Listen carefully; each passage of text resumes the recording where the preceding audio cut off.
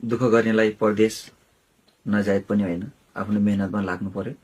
र त्यो कहिले 18 घण्टा, कहिले 24 घण्टा नि नसुतिकन, कहिले 12 घण्टा ल त्यो समयलाई चाहिँ म्यानेजमेन्ट गरेर एउटा मैले एउटा मेरो दुःख सुखको साथी, सानैबाट चाहिँ मेरो एउटा संगीतकार बन्ने रहर, गीतकार बन्ने रहरलाई चाहिँ मैले त्यो पार्ट टाइमलाई चाहिँ एउटा सदुपयोग गरेर एउटा गीत सङ्गीत पनि लागेको आज म 10 वर्ष पनि भयो होइन। 10 वर्षमा पनि अब लड्दै पढ्दै धेरै सहकार्य पनि गरियो, धेरैसँग सहकार्य गरियो, धेरैलाई चिनियो पनि होइन। पछिल्लो समयमा अब मैले एउटा मलाई हातेमालो मिलाउने एकदम दाइ पनि फेला परेँ, आदरणीय दाजु मौसम होइन।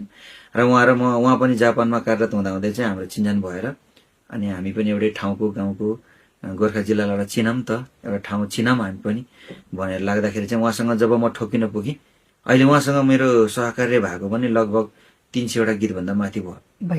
तर पनि आजको दिनसम्म 2 जना दाजुभाइको चाहिँ मनमुटाव पनि छैन र काम पनि भइरहेको छ। यस्तै हो, राम्रैसँग चलिरहेको छ। पछिल्लो समय चाहिँ ठिक छ मलाई।